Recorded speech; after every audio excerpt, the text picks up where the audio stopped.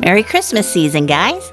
Today I wanted to share with you the way I make royal icing and my gingerbread cookie recipe.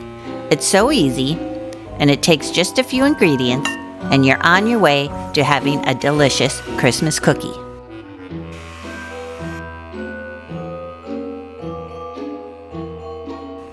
If kept in an airtight container, the royal icing can last weeks and weeks, so no need to worry about using it up right away.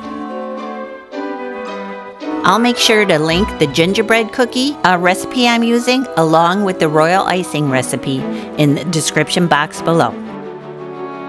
The gingerbread dough is perfect because it doesn't spread as it's baking.